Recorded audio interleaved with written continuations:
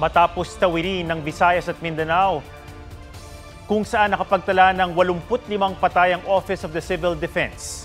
Palawan naman ang tinutumbok ng Bagyong Tino. 3 beses itong naglandfall doon. Una sa Magsaysay. Sa Batas Island naman kaninang madaling araw. At pinakahuli sa El Nido, Palawan, kung saan nagdulot din ito ng mga pagbaha at nag-iwan ng matinding pinsala. May report si Marizo Mali.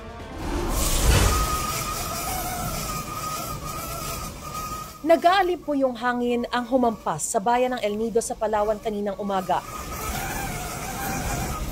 Halos matumba ang mga puno habang rinig ang malabuhawing lakas ng hangin dala ng Bagyong Tino.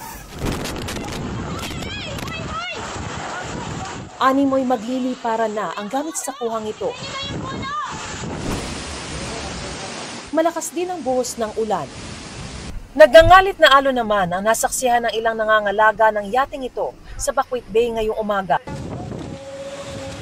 Maging sa loob ng gusali ng Philippine Ports Authority, dama ang hagupit ng bagyo.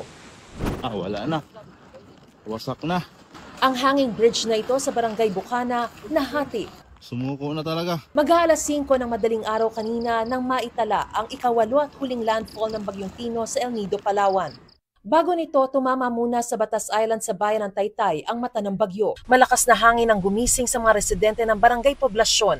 Ang ilang taga-barangay Kataban umakyat na sa bubong para makaligtas sa baha.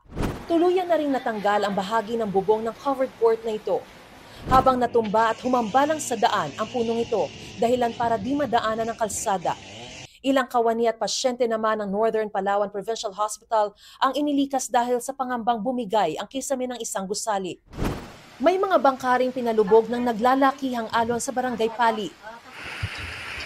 Sa bayan ng San Vicente, may mga bahay na tuluyan ng di mapapakinabangan dahil nasira. Lakas na naman ang agos, kanina ibasto. Nakalutang sa paligid ang ilang gamit at bubong mula sa iba pang nasalantang bahay. Lubog din sa kulay tsokolating baha ang maraming kalsada. Pinalipad din ng malakas na bayo ng hangin ang bubong ng mga bahay sa island municipalities tulad ng Salinapakan. Maraming lugar din ang nalubog sa baha gaya ng National Highway sa bayan ng Rojas na nagmistulang dagat sa taas ng tubig. Nasira rin ang isa pang hanging bridge sa Barangay Karamay na halos poste na lang ang natira. Abot balikat ang baha sa ilang barangay sa Puerto Princesa City. Isinakay na sa rubber boat ang mga residenteng natrap sa kani-kanilang mga bahay. Gumamit naman ng galon ang mga taga-barangay Maoyon para magsilbing floater habang lumilikas sa mas mataas na lugar. Sa taas ng tubig, tulong-tulong na sa pagsagip ng mga apektadong residente ang mga rescuer. Ang ilan sa kanila, sumuong sa malalim na tubig kahit walang rescue boat. Pero sa kasagsagan ng operasyon, isang rescuer ang muntik malunod. Nila ako narinig dahil sabi ko malalim yung part na to. Naghubad ng kanyang life jacket. Siguro nahirapan nga magkilos dahil naka-uniforme. Ayon sa City Disaster Risk Reduction and Management Office, 9 na barangay sa buong Puerto Princesa ang nalubog sa baha. Hindi rin sinanto ang kumbentong ito na nagsisilbing evacuation center sa barangay poblasyon sa bayan ng Araceli. Nagtamo rin ng pinsala ang isang gusali sa Kalandagan Elementary School. Gayon din ang Barangay Health Center sa bayan ng Dumaran. Sa tala ng Provincial Emergency Operations Center, aabot na sa mahigit 37,000 individual mula sa iba't ibang munisipyo ang apektado ng bagyo. Mariz Umali nagbabalita para sa GMA Integrated News.